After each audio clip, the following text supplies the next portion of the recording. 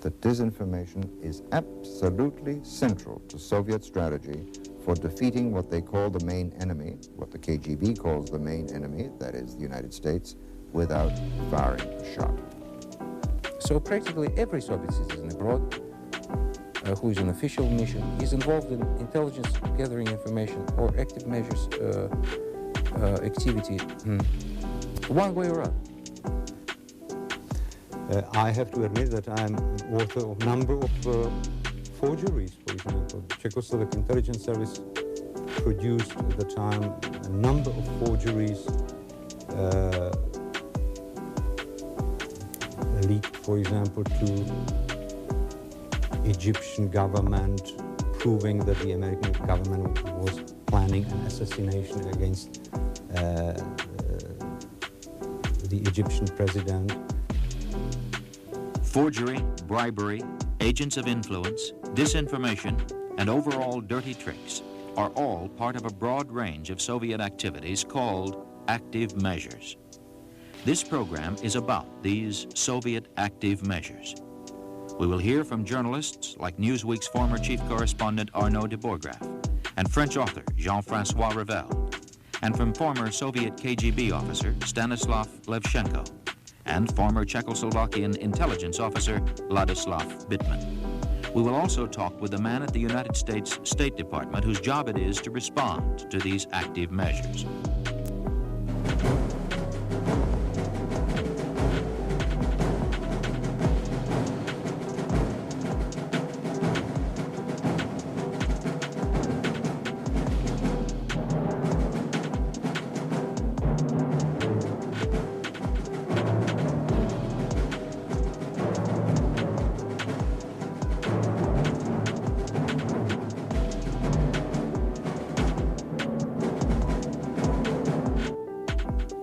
In the mid-1960s, Ladislav Bittman was deputy director of the Czechoslovakian Intelligence Service Department of Disinformation. In 1968, after the Soviet invasion of Czechoslovakia, he defected to the United States. Disinformation is actually a deliberately distorted or manipulated information that is leaked into the communication system of the opponent with the expectation that it would be accepted as genuine information and influence either the decision-making process, for example, or to influence or manipulate public opinion. Jean-François Revel was director of France's leading news magazine, L'Express, for a number of years. Today, he is the author of a long list of books on politics and philosophy. La désinformation, ce n'est pas simplement le mensonge. Disinformation is not simply lies or falsifications. It is the art of having your enemies say what you want them to say.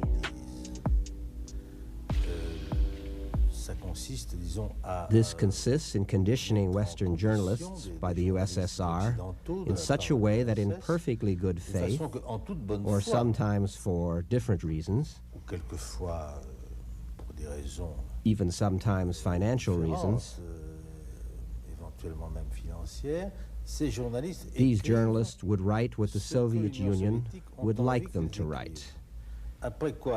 After which, TASS takes their text and says, you see, even the Western press is saying this. Active measures, and these go even further, consist in making up completely false documents which they try to have distributed as authentic Western documents.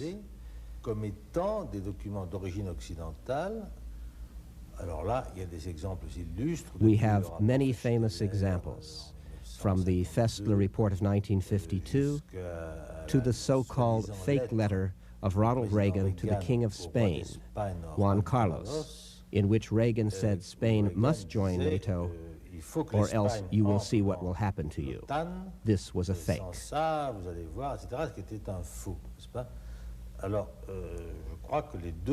Both techniques have enormous importance in the strategy of mental destabilization of the West by the Soviet Union.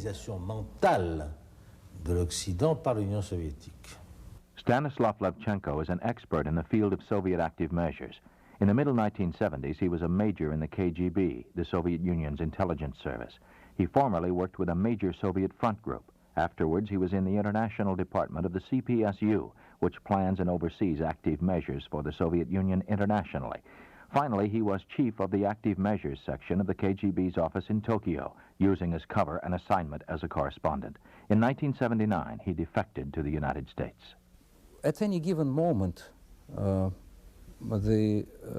Soviets are involved in active measures all over the world and practically in any country of the world. The number of operations which they are running can be counted only in thousands.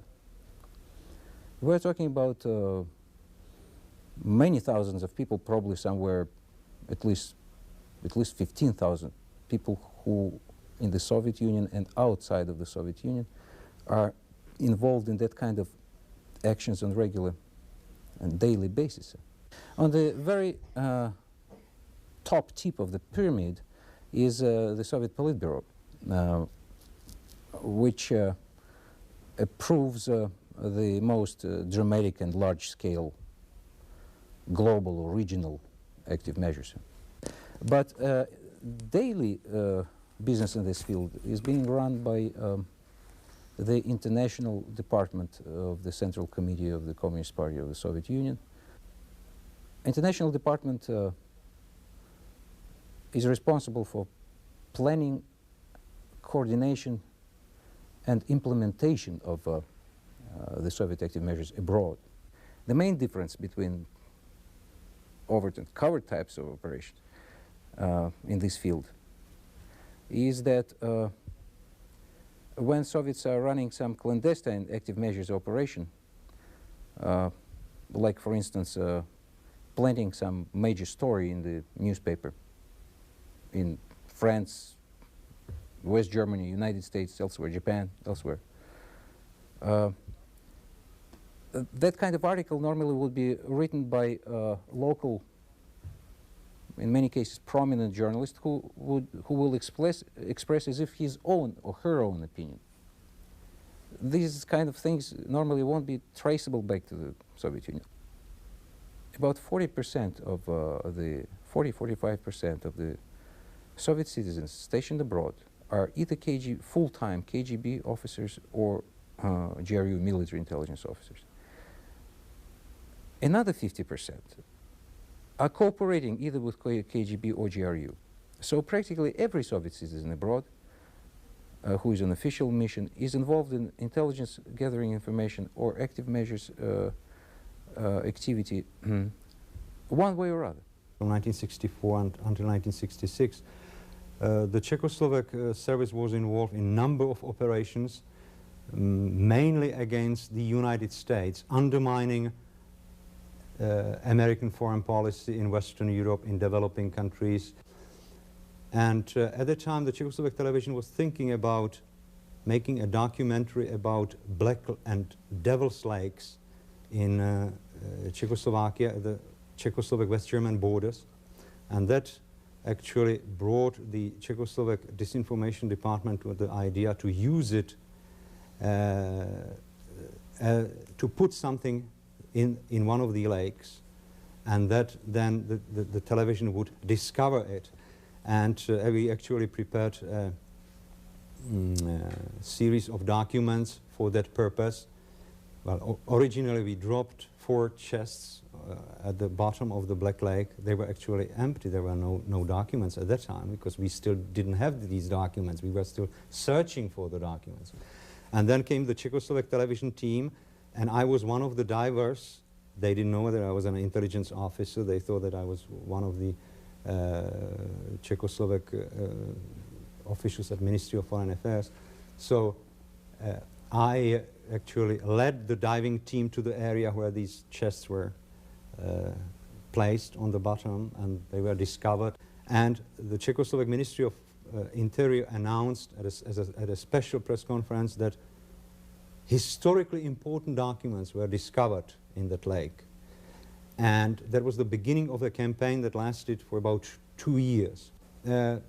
the purpose was to revive the threat of Nazism and to point a finger at West Germany and say, look, they are still there, and West Germany is still a great potential danger for you. One of the major and most effective forms of disinformation is forgery. Letters, telegrams, memoranda are forged on a regular basis.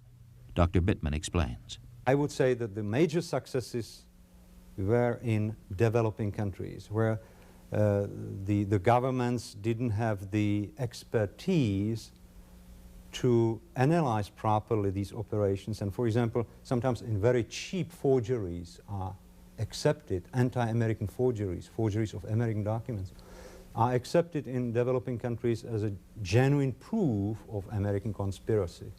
For example, in some ways the most damaging story, one of these active measures of disinformation, and one almost uses the term interchangeably here, occurred in Ghana in the last day of March of '83, where the #2 man in the government, key advisor to President Rawlings, got up, held a press conference, and waved a document around and said, I have the proof. This document, a report of the West German embassy of a conversation with the American ambassador, Thomas Smith, in which he explained how and why the Americans were going to overthrow the Rawlings government. This led to a sharp deterioration in relations between the United States and Ghana. It took some time to work that out. Eventually, the Ghanaians accepted our and the West German explanations of why this was a fake document. Letters and telegrams are not the only forgeries. During this time, for example, the Czechoslovak and East German intelligence services started a worldwide campaign to undermine, to paralyze the operations of CIA. And at that time, the East Germans came with the initiative to publish a book called Who is Who in CIA. The information came from Czechoslovak and East German archives, and of course under the Soviet supervision. It is a classical example of a disinformation product. The book contains a number of names, supposedly CIA operatives. About 50% of the names of that book, in that book, are truly CIA agents, CIA operatives. And then there is a number of names of various American diplomats, public officials, judges, journalists who never worked for the CIA. There's one case, a U.S. Army Field Manual, 3031B, which goes back to the middle 70s and is supposed to be a manual on how to destabilize countries. This has appeared in about 20 different countries. I do remember that I myself, on many occasions, I actually had to keep white gloves in one of the drawers of my desk, because time and again, when the diplomatic pouch will arrive and secret packages will be brought into my office, almost each time there will be some forgery there, and like in spy movies, sometimes spy movies saying right things, you are not supposed to leave any traces that somebody was working on such documents. So sometimes for hours I had to read and to work on some forgery wearing gloves. Another example took place more recently in Italy. As you know, the Soviets and the Bulgarians have had terrible publicity because of their possible implication in the assassination of the Pope, the arrest of Antonov, the Bulgarian connection.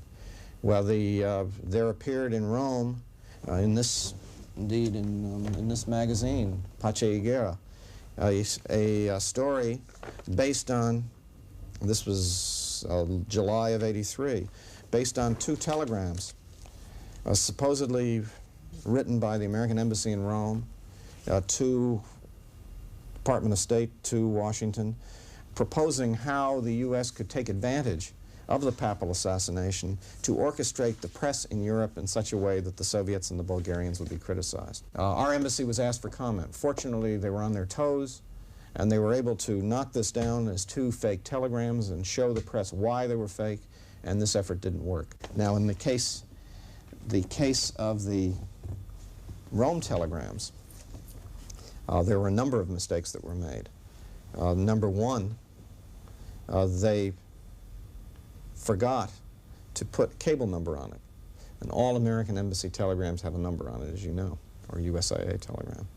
That was the first mistake. Second mistake was in the addressee line in Washington. This was supposedly a suggestion from Embassy Rome to USIA in Washington. What the telegram said was USIS Washington. Well, no telegram would go out if it was a USIS telegram. You know, many mistakes civil servants, bureaucrats can make, but they get the name of their organization right. Forgery is only one type of active measure. Another is the Soviet front. Soviets also have more than 60 years of experience of running so-called Soviet fronts. By fronts, they understand organizations which claim to be public, independent organizations, but actually they are being run primarily by International Department of the Central Committee of the Communist Party of the Soviet Union. The most spectacular example is the World Peace Council, which has headquarters in Helsinki, and whatever World Peace Council does, each step of leadership of World Peace Council is approved or disapproved directly by Moscow. For example, here in the United States, you remember June of 1982, we had the largest demonstration since the Vietnam War up in New York on the nuclear issue.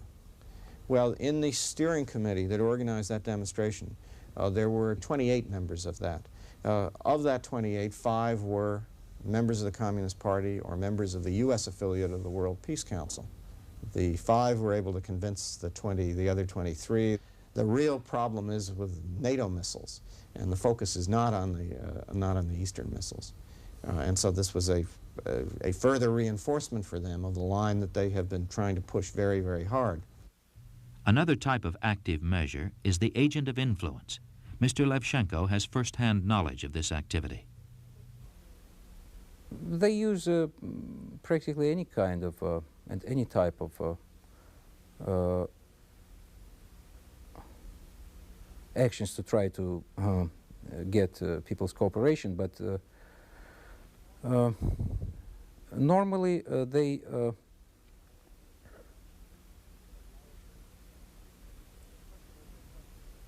first of all, they're trying to recruit so-called agents of influence. Without agents of influence, Soviets will never be able to implement any active measures at all. The most recent classic example came in West Germany, where the special assistant to Willy Brandt turned out to be an East German spy. In many cases, agent of influence is not used for collection of intelligence, but he is supposed to be able to influence public opinion or business circles or government circles or public organization in his country, one way or other. For instance, in Japan,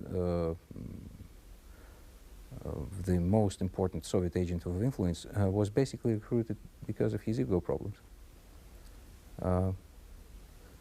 By the time Soviets approached him, he already at least one time was member of Japanese government. He started to publish monthly bulletin, and he started to exchange the delegations between the Japanese parliament and the parliamentarians and Soviet parliamentarians. That's exactly also what Soviets wanted, and Soviets were using him to plant all kinds of disinformation. One technique of active measures that often remains undetected is the use of rumors. For example, at the time of the tragedy in the mosque in Mecca, the Holy Mosque in Mecca, In 1979, when it was attacked, Soviet diplomats throughout the Middle East were spreading the story that the United States CIA was behind it. Indeed, at the time, there was a test match, a cricket match between India and Pakistan taking place. And one of the broadcasters on that cricket match, test match, which is listened to all over India and Pakistan, sort of like the American World Series or a football championship, mentioned on the radio this report, that he had heard a report that the United States was behind the attack of the mosque in Mecca. And as you know, that the next day, the United States Embassy in Islamabad was attacked and burned.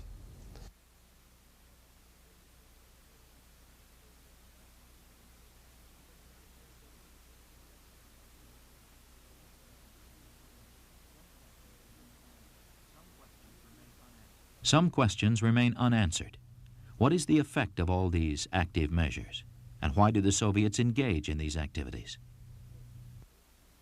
Of course, we cannot, they are not so naive to think that one successful disinformation operation can totally change the balance of power.